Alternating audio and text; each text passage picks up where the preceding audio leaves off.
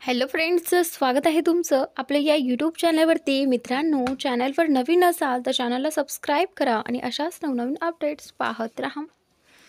Doctor Neeraj यांनी नियतीची तपासणी केली तेव्हा त्यांनी सांगितलं की या ठिकाणी दिसणाऱ्या खुणांपूर्वी जळल्याच्या खुणा आहेत. हे ऐकून रियांश थोडासा थबकला. पण असं कसं शक्य आहे? रियांशने नीरजला विचारलं. नीरज म्हणाले, असं वाटतंय जणू एखादी गरम वस्तू तिच्या हातांवर पडली असावी. तुम्ही स्वतःच पाहू शकता. तिची त्वचा खूप नाजूक आणि उजळ आहे. त्यामुळे किंचितही गरम वस्तू तिच्या हातांवर किंवा शरीरावर पडली तरी लगेच लाल पुरळसारखा खुणा दिसतात. रियांशने गरम वस्तू पडण्याची गोष्ट ऐकताच त्याला सकाळी घडलेलं सगळं आठवलं. म्हणजे सकाळी मी तिच्यावर जे अन्न सांडवलं होतं तेच कारण असावं या जखमांचं. पण ते अन्न तर थंड होतं ना? त्याने मनातच विचार केला. डॉक्टर म्हणाले, मी तिच्या जखमा साफ करून पट्टी केली आहे. या काही औषधांच्या गोळ्या आहेत, त्या वेळेवर घ्या. एक गोळी आत्ताच द्या, म्हणजे सकाळपर्यंत सगळं ठीक होईल. ठीक आहे, तुम्ही तिची काळजी घ्या. औषधं घेतल्यावर तिला 1 तासात बरं वाटेल. काही अडचण आली तर मला लगेच फोन करा, असं सांगून डॉक्टर नीरज निघून गेले. आता खोलीत फक्त रियांश आणि नियती दोघेच होते. रियांश तिच्या चेहऱ्याकडे पाहत राहिला. झोपेत ती अतिशय सुंदर दिसत होती. नकळत तो तिच्या पलंगाजवळ गेला आणि तिच्या हातांवर आपले हात ठेवले. त्याची नजर नियतीच्या लाल पडलेल्या हातांवर गेली. त्याने हलकेच तिच्या हातांना स्पर्श केला आणि मनात म्हणाला, रियांश, तू इतक्या नाजूक मुलीला खूप त्रास दिलास. दिसायला ती अशी नाजूक वाटत नाही, पण आहे मात्र अतिशय संवेदनशील. आणि त्यानंतर त्याच्या चेहऱ्यावर हलकं स्मित आलं. क्षणातच त्याला आपल्या शब्दांची जाणीव झाली. तो लगेच मागे सरकला. हे मी काय बोलतोय, मला काय होतंय, त्याने स्वतःशीच पुटपुटलं. तेव्हाच नियतीने डोळे उघडले आणि घाबरून उठून बसली. ती पलंगावरून उठली आणि खोलीतून बाहेर निघू लागली. रियांश तिच्या अचानक वागण्याने थोडा गोंधळला. नियती थेट बाहेर गेली आणि त्या पुलावर पोहोचली जिथे ती आधी आली होती. तिने आपली कार पाहिली, आत बसली आणि घराच्या दिशेने निघाली. घरी पोहोचल्यावर तिने गाडी थांबवली आणि अलगद बावलांनी घरात शिरली. ती आपल्या खोलीकडे जात असतानाच मागून आवाज आला, इतक्या रात्री कुठून येते आहेस? तो आवाज तिच्या वडिलांचा, राकेशजींचा होता. त्यांचा आवाज ऐकताच नियती क्षणभर थिजून उभी राहिली, कारण तिच्याकडे कोणतंही उत्तर नव्हतं. राकेशजी तिच्या जवळ आले आणि तिची अशी अवस्था पाहून संतापले. तिला एक थप्पड दिली आणि त्यानंतर, इकडे पण माझं ऐका पापा, तुम्ही जसं समजताय तसं काहीच नाहीये, नियती रडत म्हणाली. आता काय सांगायचं उरलंय? राकेशजी संतापाने म्हणाले आणि तिचा हात पकडून घराबाहेर ओढून नेलं. निघून जा इथून आणि परत कधीही या घरात पाऊल टाकू नकोस. तुझा मनहूस चेहरा पाहायलाही नकोय मला. नियती रडत घरात पुन्हा यायचा प्रयत्न करत होती, पण राकेशजींनी दरवाजा बंद केला. नाही, ती किंचाळली. अचानक ती दचकून उठली. तिचा श्वास जोरजोरात चालला होता. तिने इकडे तिकडे पाहिलं. जागा काही ओळखीची वाटत नव्हती. तिने पटकन चादर बाजूला केली आणि पलंगावरून खाली उतरली. रियांश बाजूच्या खुर्चीवर बसलेला होता. तो उठला आणि तिच्याजवळ येत विचारलं, आर यू ओके? तू ठीक आहेस ना? रियांशचा आवाज ऐकताच नियतीला भान आलं. तिला सगळं आठवलं. पुलावर काय घडलं ते, मुलं आणि कसं रियांशने तिला वाचवलं होतं. ती काही न बोलता त्याला बाजूला करत होती. खोलीतून बाहेर जायला लागली. रियांशच्या चेहऱ्यावर राग स्पष्ट दिसत होता. हिची हिंमत कशी झाली मला दुर्लक्षित करायची, त्याने मनात विचार केला आणि संतापाने तिच्या दिशेने गेला. ती बाहेर पडणार इतक्यात रियांशने तिचा हात पकडला आणि आपल्याकडे ओढलं. अचानक पकडल्यामुळे ती तोल जाऊन थेट रियांशवर पडली. रियांशलाही स्वतःवर सावरता आलं नाही आणि दोघं पलंगावर पडले. रियांश खाली पडला होता आणि नियती त्याच्यावर होती. दोघंही एकमेकांच्या डोळ्यात पाहत होते. नियतीचे केस तिच्या चेहऱ्यावर येत होते. रियांशने ते पाहिलं आणि त्याने हळूच हात पुढे करून तिचे केस कानामागे सारले. त्याच्या बोटांनी नियतीच्या कानाला हलकं स्पर्श केलं. त्या स्पर्शाने नियतीने आपले डोळे मिटले. तिला काहीतरी अनोखं अजबचं वाटू लागलं. रियांशने तिच्याकडे पाहत विचारलं, डोळे उघडशील का? त्याचा आवाज ऐकून नियतीने पटकन डोळे उघडले. ती शेवटी लाजलेली, अस्वस्थ होऊन इकडे तिकडे पाहू लागली. आणि त्यानंतर रियांशने तिच्याकडे पाहत विचारलं, आजवर असं कोणीच नाही झालं ज्याने माझं बोलणं दुर्लक्ष केलं. मी आत्ताच विचारलं होतं, तू कशी आहेस? तब्येत आता ठीक आहे ना? पण नियती काही बोलली नाही. ती फक्त त्याच्याकडे एकटक पाहत राहिली.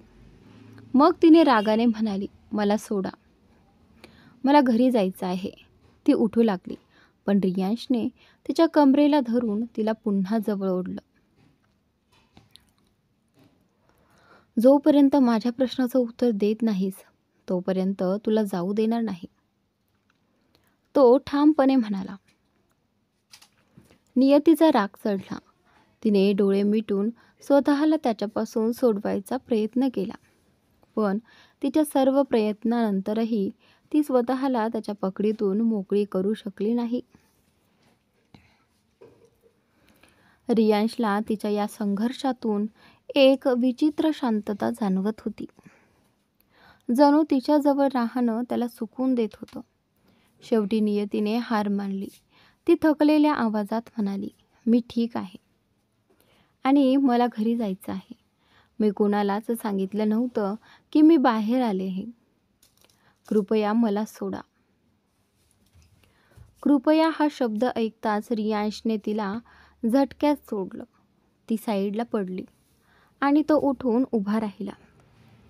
नियती उठली आणि त्याच्याकडे पाहून म्हणाली, मला माहीत आहे हे सगळं तू मुद्दाम केलंस, बरोबर ना? रियांश तिच्याकडे वळला आणि तिच्या डोळ्यात पाहत विचारात पडला की ती नेमकं काय म्हणते. हो, बरोबर ऐकलंयस. नियतीचा आवाज तुटत होता, पण रागाने भरलेला होता. हे सगळं तूच करून घेतलंस माझ्याकडून. माझ्याशी बदला घ्यायचा होता ना तुला, कारण त्या दिवशी तुझा प्लॅन फसला होता. ती आता थेट त्याच्या समोर उभी होती. रियांशने तिला असं पाहिलं जणू तो एखाद्या वेड्याला पाहतोय. तू वेडी झाली आहेस का? थोडा मेंदू वापरला असतास तर, तो तिच्या डोळ्यात पाहत म्हणाला. मला वेडी म्हणायची तुझी हिंमत कशी झाली? वेड्यात तू आहेस आणि तुझं सगळं घराणंही असंच असेल. नियतीचा आवाज आता संतापाने थरथरत होता. घराणं हा शब्द ऐकताच रियांशचा पारा चढला. त्याने रागाच्या भरात तिचा गळा पकडला आणि तिला भिंतीवर दाबलं. नियतीचा श्वास अडकू लागला. ती दोन्ही हातांनी त्याच्या हातांना ढकलायचा प्रयत्न करत होती, पण रियांशच्या रागात त्या पकडीमधून सुटणं अशक्य होतं. तिचं श्वास आता कमी होत चालले होते. चेहरा फिकट पडू लागला आणि अचानक रियांशच्या नजरेसमोर ती ढिली पडली. तो दचकला आणि ताबडतोब तिचा गळा सोडला. आणि त्यानंतर नियती जमिनीवर बसली. जोराने खोकू लागली. तिचे श्वास लांब लांब घेत होते. जणू थोडा जीव परत मिळवायचा प्रयत्न करत होती. त्यानंतर पण काही क्षणातच ती पुन्हा श्वास घेण्यात अडखळू लागली आणि कोसळली. रियांश घाबरला. तो लगेच तिच्या जवळ गेला. तिच्या खांद्यावर हात ठेवून म्हणाला, नियती, तू ठीक आहेस ना? सॉरी, मला राग आला होता. त्यानंतर इकडे पण नियतीला श्वास घेणं अवघड झालं होतं. तिचे डोळे मिटत होते. ते पाहून रियांश खाली झुकला आणि तिच्या तोंडाला आपल्या तोंडाने श्वास दिला. काही क्षणांनी नियतीचा श्वास पुन्हा सुरू झाला. हळूहळू पण स्थिर झाली. ती थोडी शांत झाली होती, पण तिच्या डोळ्यात अजूनही भीती स्पष्ट दिसत होती. तिने रागाने रियांशला स्वतःपासून दूर ढकललं आणि संतापून ओरडली, आर यू मॅड? आज तर तू मला मारूनच टाकलंस, असं म्हणत ती रूममधून बाहेर जाण्यासाठी उभी राहिली. नियती शक्य तितक्या लवकर तिथून निघू इच्छित होती. तिने पटकन दरवाजा उघडला आणि बाहेर पडली. पण बाहेर येताच तिच्या नजरेसमोरचं दृश्य पाहून ती थक्क झाली. ओ माय गॉड, मी नेमकी कुठे आहे? नियती आता रात्रीच्या विचारातून बाहेर येते. ती स्वतःशीच म्हणाली, आय कांट बिलीव्ह इट. हा घर त्या उर्मट माणसाचं आहे का? इतकं मोठं घर तर मी आजवर कधीच पाहिलं नाही. तिने कपाळावर हात ठेवत म्हटलं, मला लवकर घर गाठायचं आहे. आधीच 4 वाजले आहेत. जर मी वेळेवर घरी पोहोचले नाही तर बाबा मम्मी काय विचारतील माझ्याकडे? ती स्वतःशीच पुटपुटली, काही झालं तरी मला अर्ध्या तासात घर गाठायलाच हवं, नाहीतर सगळं उघड होईल आणि मग माझ्याकडे काहीच उत्तर नसेल. असं म्हणत ती घाईघाईने जिना उतरू लागली आणि त्यानंतर तिची नजर त्या आलिशान घरावरून हटेना. ती प्रत्येक गोष्ट बारकाईने पाहत चालली होती. पण मुख्य दरवाजाजवळ पोहोचताच 2 बॉडीगार्ड्सनी तिला थांबवलं आणि त्यानंतर इकडे, मॅम, तुम्ही सरच्या परमिशनशिवाय बाहेर जाऊ शकत नाही, त्यातील एकाने गंभीर आवाजात सांगितलं. आणि त्यानंतर काय? नियतीच्या चेहऱ्यावरचं भाव म्हणजेच जणू काही तिला कुणी विष दिलं होतं एवढं विचित्र गोंधळलेलं एक्सप्रेशन होतं. शब्दात मांडणंही कठीण होतं. पण का? मला माझ्या घरी जायचं आहे. बाजूला व्हा मार्गातून, ती रागाने म्हणाली. पण ती पुढे सरकताच बॉडीगार्ड्सनी तिला हाताने थांबवलं आणि त्यानंतर, मॅम, तुम्ही आधी सरकडून परमिशन घ्या. नियम असेच आहेत. सॉरी. व्हॉट नॉनसेन्स, नियती संतापून त्यांच्याकडे पाहत म्हणाली. आणि त्यानंतर तेवढ्यात रियांश तिथे आला. त्याने पुढे येऊन नियतीचा हात घट्ट पकडला आणि तिला ओढत पुढे घेऊन गेला. हे काय वागणं आहे? हात सोडा माझा. नियती झटापट करू लागली, पण रियांशने तिचा हात सोडला नाही. उलट तिला आपल्या कारमध्ये जबरदस्तीने बसवलं आणि त्यानंतर इकडे स्वतःही तो कारमध्ये बसला आणि कार वेगाने पुढे निघाली. नियती सतत चिडून बोलत होती, काहीतरी ओरडत होती, ज्यामुळे रियांशचा संताप वाढत चालला होता. शेवटी त्याने कार त्या पुलाजवळ थांबवली. तिथे त्याने प्रथम नियतीला पाहिलं होतं. त्याने कारचं दार उघडलं, पुढे जाऊन नियतीचं दार ओपन केलं आणि तिला बाहेर ओढून रस्त्यावर ढकललं. हात झटकत म्हणाला, माझं काम संपलं. तुला वाचून मी मोठी चूक केली. आता ती चूक पुन्हा कधीच करणार नाही. I promise. आणि तू पण मला पुन्हा कधी दिसू नकोस. नाहीतर माझ्याहून वाईट कोणी नसेल तुझ्यासाठी. तो पुढे म्हणाला, आज तुला सोडतोय, पण पुढच्या वेळी जर तू माझ्या वाट्याला आलीस तर स्वतः नशिबावर रडशील. इतकं बोलून रियांश कारमध्ये बसला आणि तिथून निघून गेला. नियती रागाने ओरडत म्हणाली, हो हो जा, कोण मागते तुझ्याकडून मदत? मदत करतो म्हणे. ही मदत नव्हे, माझा जीव घेत होतास तू. अशी मदत नकोच मला. ती रागाने थरथरत जागेवरच उभी राहिली आणि तिच्या डोळ्यात संताप आणि अपमान यांचं मिश्रण दिसत होतं. समजलं, जा जा इथून, ती ओरडतच राहिली. नियती उठली आणि तिने आपले कपडे नीट केले. त्यानंतर ती थेट आपल्या कारकडे गेली. कारचं दार उघडून आत बसली आणि घराकडे निघाली. रस्ताभर ती रियांशला शिव्या घालतच होती. घरी पोहोचल्यावर ती सरळ आपल्या खोलीत गेली. अजून घरात कोणीच उठलेलं नव्हतं. ती पटकन खोलीत गेली आणि आरशासमोर उभी राहिली. तिच्या कपाळावर थोडीशी जखम झाली होती. तिने हातांकडे पाहिलं. हातांवर किरकोळ आरखोडे होते, ज्यावर हलकीशी पट्टी बांधलेली होती. तिने आपल्या हातांकडे पाहून स्वतःशीच म्हटलं, मी तर औषधही घेतलं नव्हतं, मग हे बरं कसं झालं? ती विचारात पडली आणि त्यानंतर गेलीच मी इतक्यात घाणीतून, अंघोळ तरी करून घेते, असं म्हणत ती बाथरूममध्ये गेली. इकडे रियांशही आपल्या घरी पोहोचला होता. तो थेट आपल्या खोलीत गेला आणि थकलेला बिछाण्यावर आडवा झाला. पूर्ण रात्र त्याने नियतीची काळजी घेतली होती. तो डोळे मिटून झोपायचा प्रयत्न करत होता,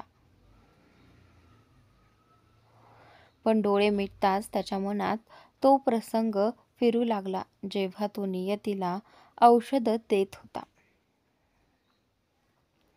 तेव्हा नियती बेशुद्ध होती, त्यामुळे ती पाणी पिऊ शकत नव्हती. रियाजने चिडून स्वतःच्या तोंडातलं पाणी तिच्या तोंडात ओतलं होतं, जेणेकरून ती औषधं घेऊ शकेल. तोच प्रसंग त्याच्या मनात वारंवार फिरू लागला. त्याने चिडत हात केसांमध्ये फिरवत स्वतःशीच म्हटलं, ओ गॉड, ही काय संकट आहेत. तो परत एकदा बाजूला वळून झोपण्याचा प्रयत्न करू लागला. पण यावेळी त्याला तो क्षण आठवला जेव्हा त्याने नियतीला श्वास दिला होता. क्षणात त्याने डोळे उघडले, रागाने उठला आणि ओरडला, का मी तिच्याच विषयी विचार करत आहे? नाही, मला तिचा विचारच करायचा नाही, असं म्हणत तो पुन्हा झोपला. आणि प्रयत्न करता करता अखेर तोही गाढ झोपेत गेला. इकडे नियतीही अंघोळ करून बिछाण्यावर आली आणि तीही लगेच झोपून गेली, कारण तिच्यावरही प्रचंड थकवा आणि झोप दाटून आली होती. सगळे लोक नेहमीप्रमाणे आपापल्या कामावर निघून गेले होते. न्यासा कॉलेजला गेली होती, तिचे बाबा कोर्टात गेले होते आणि नियती त्यावेळी घरी बसून अभ्यास करत होती. रियांश दिल्लीला निघून गेला होता. त्याला आपल्या बहिणीच्या अपघाताची बातमी मिळाली होती. हळूहळू काही दिवस निघून गेले आणि नियतीचा निकालही जाहीर झाला. तिने आपल्या कॉलेजमध्ये टॉप रँक मिळवली होती, म्हणजेच पहिलं स्थान. कॉलेजपासून ते घरापर्यंत सगळीकडे तिचं अभिनंदन होत होतं. नियतीच्या आनंदाला पारावारच नव्हता. सगळ्यांचे दिवस आता सुखात आणि आनंदात जात होते. एक दिवस नियती कुठेतरी बाहेर गेली होती. ती परत घरी आली तर घरात सगळ्या लाईट्स बंद होत्या. तिला वाटलं लाईट का गेली असेल. ती स्विचकडे गेली आणि लाईट ऑन केली. तेव्हाच अचानक सगळीकडे दिवे पेटले आणि सरप्राईज असा आवाज आला, नियतीने हे दृश्य पाहताच आपल्या तोंडावर हात ठेवला आणि आनंदाने आपल्या कुटुंबाकडे धावत गेली. ती खूप खुश होती आणि उत्साहाने विचारते, पप्पा, मम्मी, आज तर माझा वाढदिवस नाही, मग हे सगळं कशासाठी? तिच्या वडिलांनी तिच्या डोक्यावर हात ठेवत प्रेमाने म्हणाले, बाळा, आज तू जे केलं आहेस त्यामुळे तुझ्या पप्पांचं नाव अभिमानानं उंच झालं आहे. नियती थोडी गोंधळली. मी काय केलं असं तिच्या चेहऱ्यावर दिसत होतं.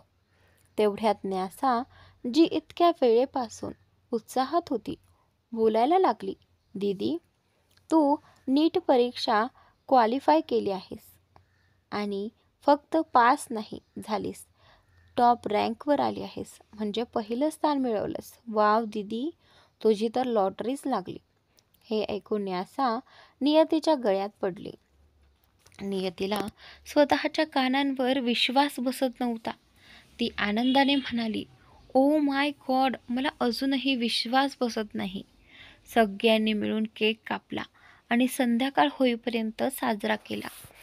नंतर सगळे आपापल्या खोलीत गेले. आता नियतीला पुढच्या शिक्षणासाठी दिल्लीला जायचं होतं. तिला दिल्लीतील टॉप स्कूलपैकी एकात प्रवेश मिळाला होता आणि ती तिथेच राहून अभ्यास करणार होती. 6 महिन्यानंतर दिल्लीमध्ये रियांश आपल्या ऑफिसमध्ये बसून मोबाईलवर कुणाशी तरी बिझनेसच्या गोष्टी बोलत होता. हो, आम्ही मीटिंग अरेंज करून ठेवतो. तुम्ही फक्त आमच्या हॉटेलमध्ये या. बाकी सगळ्या सुविधा आमची टीम सांभाळेल. ओके, मग भेटू समोरासमोर, असं म्हणत त्याने फोन टेबलवर ठेवला आणि समोर उभ्या असलेल्या मुलीकडे पाहत विचारलं, तू इथे काय करतेस? समोर उभी असलेली मुलगी म्हणाली, मला तुमच्याशी थोडं पर्सनल बोलायचं होतं. हो बोल ना, रियांश म्हणाला. ती म्हणाली, आज माझी फ्रेंड येते, मग मी काय करू? रियांश म्हणाला, ती इथेच राहायला येणार आहे, असं ती म्हणाली. हे ऐकताच रियांश थोडा चिडला. तुला माहीत आहे ना, मला माझ्या घरात बाहेरचे लोक अजिबात आवडत नाहीत. तुझी मैत्रीण इथे राहू शकत नाही, असं म्हणत त्याने मोबाईल उचलला. ती म्हणाली, अहो, तुमच्या पर्सनल स्पेसची तुम्ही इतकी काळजी करता, पण ती नाही ना, पण तर बाहेरचीच आहे ना, तिला तुम्ही घरातून काढत नाहीत. आणि माझी फ्रेंड तर नयनासारखी नाही, ती कुणाच्या आयुष्यात ढवळाढवळ करत नाही, सगळ्यांपासून वेगळी आहे. मग तुम्हाला तिच्यामुळे काय प्रॉब्लेम आहे? रियांश थोडा गंभीर झाला आणि म्हणाला, नयनाला मी ठेवलेलं नाही, मॉमने ठेवलं आहे आणि ही गोष्ट पुन्हा माझ्यासमोर आणू नकोस. ती म्हणाली, ठीक आहे, मग माझी फ्रेंड मी ठेवते. रियांश थोडा हसला. ठीक आहे, बोलाव तिला. त्यानंतर इकडे थँक्यू सो मच, असं म्हणत आनंदाने रियांशच्या गळ्यात पडली. रियांश हसत म्हणाला, बरं आता हट, 2 दिवसांपासून अंघोळ केली नाहीस बहुतेक. रियांश तिला चिडवतो. हे ऐकून अन्या ठाकूर रागाने म्हणाली, असं का? मी नाही अंघोळ केली, मला तर वाटतं तुम्हीच नाही केली म्हणून वास येतोय, असं म्हणत तिने आपले हात झटकले. आणि त्यानंतर इकडे, बरं मी चालले, माझ्या फ्रेंडला ॲड्रेस पाठवायचा आहे, बाय, असं म्हणत अन्या तिथून निघून गेली. इंदोरमध्ये, बेटा लवकर ये, फ्लाईटसाठी उशीर होतोय, राकेशजी ओरडले. हो पप्पा, आलीच 5 मिनिटात, नियतीने आपल्या खोलीतून उत्तर दिलं. ही मुलगी तर वाटतंय सगळं घरच पॅक करून घेऊन जाणार आहे, राकेशजी हसत म्हणाले. थोड्या वेळाने नियती धावत खाली आली. तिने आपल्या आईला आणि न्यासाला मिठी मारली आणि मग वडिलांसोबत विमानतळाकडे निघाली. नियती गेल्यावर न्यासाचे अश्रू थांबेनाच. ज्योतिजी तिला समजावत म्हणाल्या, अगं, ही काही तिची विदाई नाहीये, तू तर असं रडतेस जणू ती लग्न करून गेली, असं म्हणून ज्योतिजींनी तिच्या डोक्यावर हलकीशी चापट मारली आणि तिला जवळ घेतलं. दरम्यान नियती आता आपल्या वडिलांसोबत विमानतळावर उभी होती. राकेशजी तिला सगळी सूचना देत होते. छान अभ्यास कर, वेळेवर जेव, स्वतःची काळजी घे आणि कॉलेजमध्ये कोणाशी वाद घालू नको. सगळं काही सांगून झालं होतं. नियती शांतपणे उभी राहून त्यांच्या सगळ्या सूचना ऐकत होती. इतक्यात विमानतळावरून घोषणा झाली. राकेशजींनी तिला मिठी मारली आणि म्हणाले, स्वतःची काळजी घे बाळा. नियतीही त्यांना मिठी मारत रडू लागली. त्यांनी तिला समजावलं, डोळे पुसले आणि म्हणाले, जा आता, वेळ झाली. नियतीने हात हलवून बाय केलं आणि निघून गेली. थोड्या वेळाने तिचं विमान उतरलं. ती आपल्या बॅग घेऊन बाहेर आली. चल नियती, आजपासून तुझं नवीन आयुष्य सुरू होते, ती स्वतःशीच म्हणाली. तिने ट्रॉली हातात घेतली आणि पुढे चालू लागली. यांनी मला आणायला कोणालाही पाठवलं नाही का, ती मनातच पुटपुटली. इतक्यात तिला स्वतःचं नाव लिहिलेला एक बोर्ड दिसला आणि त्यानंतर मी पण काय विचार केला होता, तो असा अजिबात नाही, ती म्हणाली. ती त्या माणसाजवळ गेली आणि विचारलं, हे माझंच नाव आहे ना? त्या माणसाने पटकन तिची बॅग हातून घेतली. हे पाहून नियती थोडी चकित झाली. ती म्हणाली, अहो काका, राहू द्या, मी माझी बॅग स्वतः नेते. आणि त्यानंतर इतक्यात तो माणूस म्हणाला, अहो नाही मॅडम, हेच आमचं काम आहे. मला आपल्याला आणायला सांगितले आणि हेही सांगितले की तुम्हाला काही त्रास होता कामा नये, म्हणून मी हा बॅग तुम्हाला देणार नाही. इतकं बोलत त्याने बॅग गाडीतून ठेवली. नियती ही मागोमाग गाडीत बसली. अर्ध्या तासाने गाडी एका मोठ्या बंगल्यात समोर थांबली. मॅडम, घर आलं, त्या माणसाने गाडीचं दार उघडत सांगितलं. नियतीने होकारार्थी मान हलवली. तिला अशा वागणुकीची अजिबात सवय नव्हती, त्यामुळे सगळं काही तिला विचित्र वाटत होतं. आणि त्यानंतर, देवा, मी कुठं अडकलोय? हे लोक माझ्याशी असं वागतायत जणू मी काही अपंग आहे. ना माझे हात ना पाय, ती मनात म्हणाली. काय विचित्र लोक आहेत, काही समजत नाहीये. पप्पांना मी सांगितलं होतं की मी हॉटेलमध्ये राहते, पण त्यांनी माझं ऐकलंच नाही. देवा, कृपा कर, मला खूप अस्वस्थ वाटते. ती बोलत बोलत घरात प्रवेश करत होती. इतक्यात तिचं पाय घसरलं आणि ती पडणारच होती, पण कोणीतरी वेळीच तिचा हात धरला. नियती आता अर्धी खाली आणि अर्धी वर अशा अवस्थेत होती. त्या अनोळखी माणसाने तिला वर ओढलं. नियती स्वतःला सावरू शकली नाही आणि थेट त्याच्या अगदी जवळ आली. Who are you? त्या माणसाने, रियांशने, आपल्या बाहूमध्ये अडकलेल्या मुलीकडे पाहत विचारलं. हा प्रश्न मीही तुम्हालाच विचारणार होते. Who are you? तुम्ही कोण आहात? रियांशने तिला सरळ उभी केली आणि म्हणाला, मला जाणून घ्यायचं नाही की तू कोण आहेस आणि मला सांगायलाही रस नाही की मी कोण आहे. इतकं बोलून तो आपल्या कारकडे वळला. नियती मात्र जागेवरच उभी राहून विचार करत राहिली. हा माणूस नक्की कोण होता?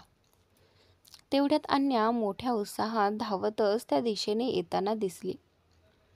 तिने त्या मुलीला मागून घट्ट मिठी मारली आणि उत्साहाने म्हणाली, आय मिस यू. तू किती उशीर लावला यार, मी तुझी किती वेळपासून वाट पाहत होते. थँक गॉड तू आली शेवटी. आपण किती दिवसांनी भेटलो आहोत माहीत आहे का तुला? पूर्ण 10 वर्षांनी.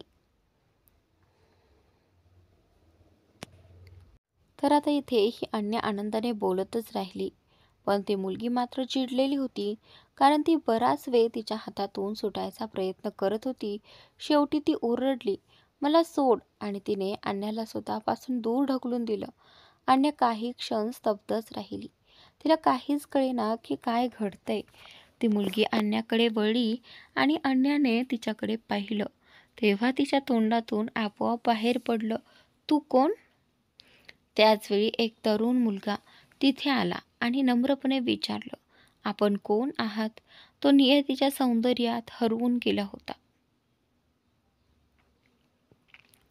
नियती तर पूर्णपणे गोंधळी होती. तिला कळत नव्हतं की काय बोलावं, काय करावं. तिच्या तोंडातून शब्दच बाहेर पडत नव्हते. तो मुलगा तिच्या समोर हात हलवत म्हणाला, आपण माझ्या घरी काय करत आहात? माझा आवाज ऐकू येतोय का तुम्हाला? तेवढ्यात त्याच्या मोबाईलवर कॉल आला. दरम्यान रियान स्वतःच्या कारमध्ये बसला आणि चिडून स्वतःशीच म्हणाला, अन्या, पण ना, कसली फ्रेंड आहे तुझी? किती इरिटेटिंग मुलगी होती ती. ओफ, मला काय पडलं होतं तिकडे जायचं. असं म्हणून त्याने गाडी सुरू केली आणि ऑफिसकडे निघून गेला. भाऊ, आपण कुठे आहात? तुम्ही जो ड्रायव्हर पाठवला होता ना, त्याने मला कुठे आणून सोडले माहीतच नाही. हे कोणाचं घर आहे समजतच नाही.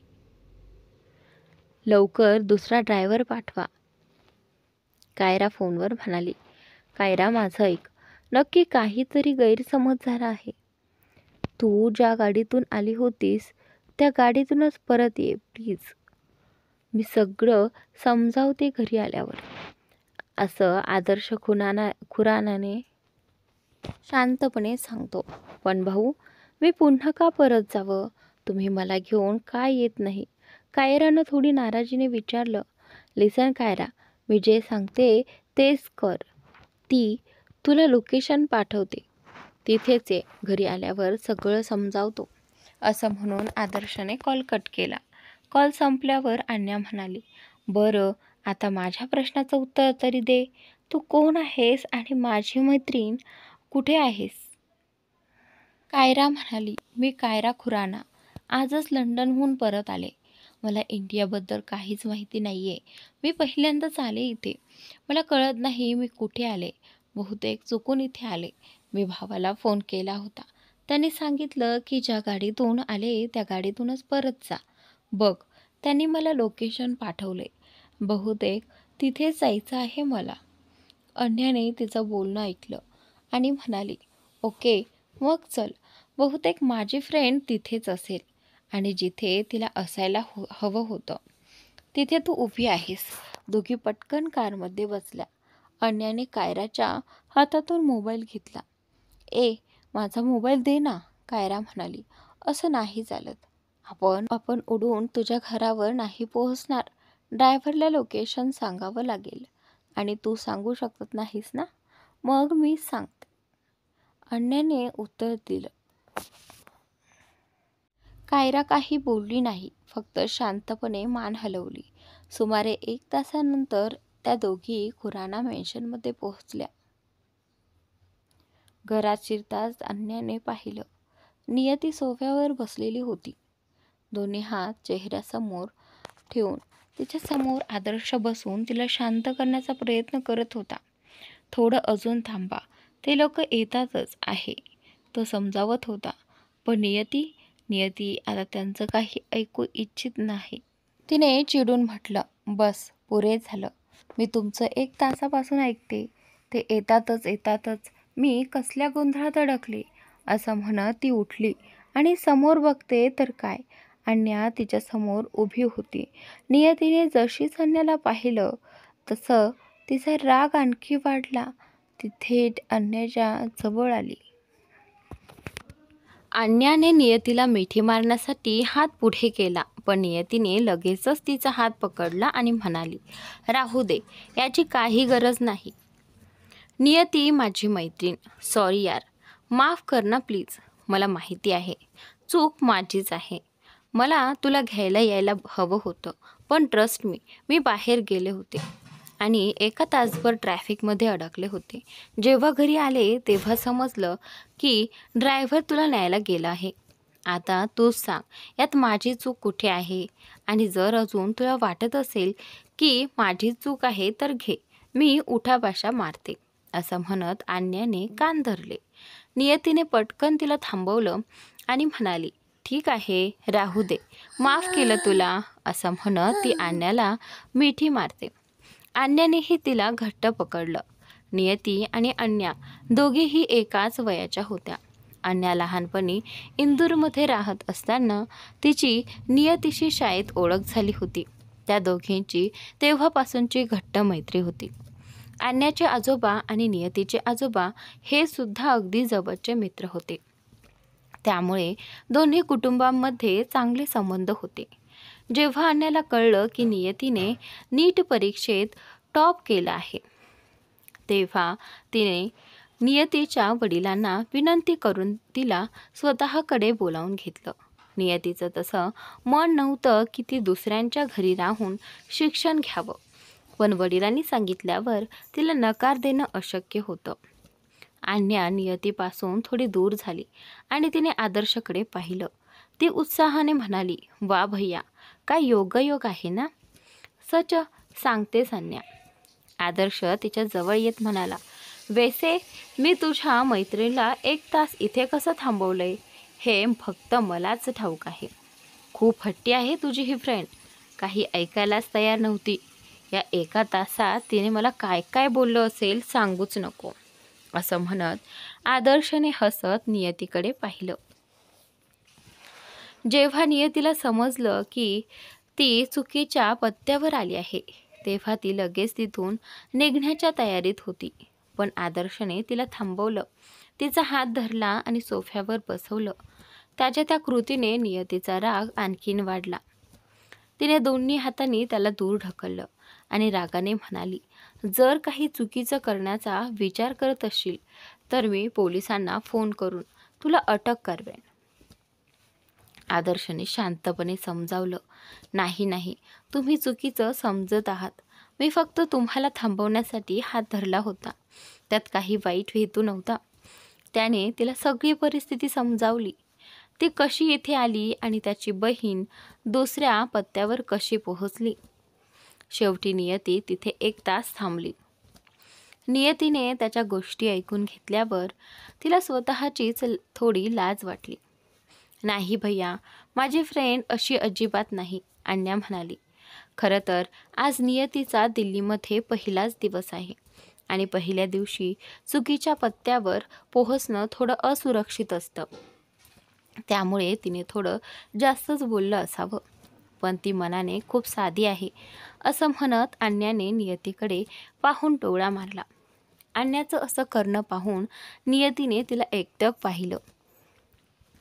अन्याने तिचा हात धरला आणि म्हणाली, नियती, हा आहे आदर्श खुराना, माझ्या भावाचा मित्र. हॅलो आदर्शजी, मी नियती झा, अन्याची लहानपणीपासूनची मैत्रीण, असं म्हणत नियतीने हात पुढे केला. हॅलो, तुम्हाला भेटून आनंद झाला, आदर्शने हलकी स्मित देत उत्तर दिलं. सॉरी आदर्शजी, मी तुम्हाला जे काही बोलले त्याबद्दल मला खरंच वाईट वाटतं. आशा आहे तुम्ही मला माफ कराल. अरे नाही, सॉरी म्हणायची गरज नाही. चूक माझीही होती, मी सुद्धा माफी मागतो, आदर्श म्हणाला. ठीक आहे, मला पूर्णपणे समजलं, नियतीने हलकी स्मित देत उत्तर दिलं. इतक्यात कायरा म्हणाली, अरे भैया, मी पण इथेच उभी आहे बरं का. तुम्ही मला तर पाहतच नाहीत. कित्येक वर्षांनी भेटत आहे तुम्हाला. आदर्श पटकन तिच्याकडे गेला, तिला मिठी मारली आणि म्हणाला, हे काय बोलतेस पागल, मी तुला कसं काय दुर्लक्ष करेन. यू आर माय प्रिन्सेस, असं म्हणत त्याने तिच्या केसांवर हलकं चुंबन दिलं. खरंच मी तुमची प्रिन्सेस आहे ना. तुम्ही खरंच माझ्यावर प्रेम करता ना, कायराने गोडपणे विचारलं. हो, तसं तूच आहेस ना, आदर्शने कायराकडे पाहत हसत म्हणाला. भैया, घरात बाकी सगळे लोक नाहीत का, कायराने आजूबाजूला पाहत विचारलं. हो, सगळे मंदिरात गेलेत. मॉमने पूजा ठेवली आहे म्हणून सगळे तिकडेच आहेत. मी सुद्धा तिथेच होतो, पण मला माहीत होतं की तू आज येणार आहेस म्हणून मी आधीच इथे आलो, आदर्श म्हणाला.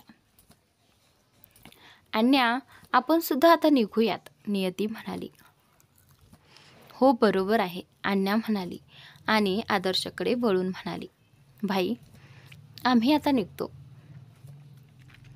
अरे पण चहा नाश्ता करून जा ना, आदर्शने प्रेमाने म्हटलं. जसेच आदर्शने चहा नाश्त्याबद्दल सांगितलं, नियतीने अनायाचा हात घट्ट दाबला. त्यावरून अण्णाला लगेच समजलं की नियतीला काही खायचं प्यायचं नाही आहे. अन्या म्हणाली, अरे नाही भाई, त्याची गरज नाही, आम्ही परत कधीतरी येऊ. मी कुणालाही घरात सांगितलं नाही की मी इथे आले. ओके, मग परत कधीतरी फुरसतीत या. आणि नियतीजी तुम्ही सुद्धा या, आदर्शने नियतीकडे पाहून म्हटलं. नियतीने हलकं स्मित केलं आणि मान हलवली. हो हो भाई, आणि मी हिला घेऊनच येईन. आता निघते, बाय, अन्याने म्हणत नियतीचा हात धरला आणि दोघी बाहेर निघाल्या. आदर्श मात्र नियतीकडेच पाहत राहिला. तेवढ्यात कायराने त्याच्या समोर चुटकी वाजवली आणि आदर्शचं लक्ष परत आलं. आपण सुद्धा या ना, कायराने चिडवण्याच्या सुरात म्हटलं. आदर्शने तिच्याकडे पाहिलं आणि नकळत हसला. हसत हसत त्याने केसांमध्ये हात फिरवला. अरे वा, म्हणजे काम झालं, कायरा हसून म्हणाली. भाई तुम्हाला ती एवढी आवडली की तिला घरात बोलावलं. आदर्शने हे ऐकताच म्हणाला. काय बोलतेस कायरा, आवडली म्हणजे काय?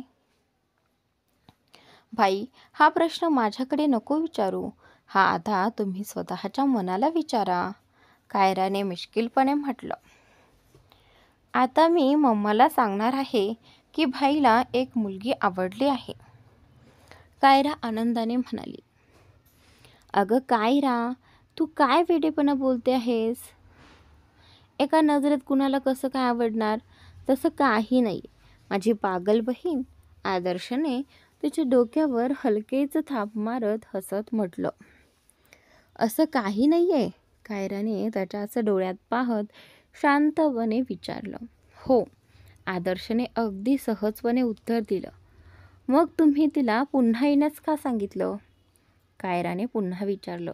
हो सांगितलं, आदर्शने पुन्हा निश्चिंतपणे उत्तर दिलं. मग झालंच ना, कायराने हातावर हात आपटत म्हणाली. एक मिनिट, काय झालं? आदर्शने चकित होत विचारलं. आवडली म्हणजेच प्रेम झालं, म्हणूनच तुम्ही तिला पुन्हा भेटायला म्हणजेच घरात बोलावले, कायराने खट्याळ हसत सांगितलं. नाही कायरा, तुझा ट्रॅक चुकीचा चाललाय बघ. अन्याला बोलावलं म्हणजे तिच्या मैत्रिणीलाही एकत्र बोलावलं एवढंच. यात प्रेम वगैरे काही नाही. आता तुला सगळं सांगितलं म्हणून आणखी प्रश्न विचारू नको. जा, बदलून ये, मंदिरासाठी उशीर होतोय, आदर्श म्हणाला. भाई पण तुम्ही माझ्याशी खोटं बोलताय. कायरा, मी सांगितलं ना, आता काहीही विचारायचं नाही. जा, पटकन तयार हो, आदर्श म्हणत कायराला उठवू लागला. कायराने थोडीशी हार मानत म्हटलं. ठीक आहे भाई, यावेळी तुम्ही वाचलात, पण पुढच्या वेळी नाही. ती आपल्या रूमकडे निघून गेली. हो बघ पुढे, आदर्श तिच्या मागे ओरडत म्हटलं आणि स्वतःच हसत म्हणाला. ही मुलगी ना प्रत्येक गोष्टीत प्रेमच शोधते. तर मित्रांनो, आजचा भाग इथे संपलेला आहे. पुढील भाग पाहण्यासाठी चॅनलला सबस्क्राईब नक्की करा.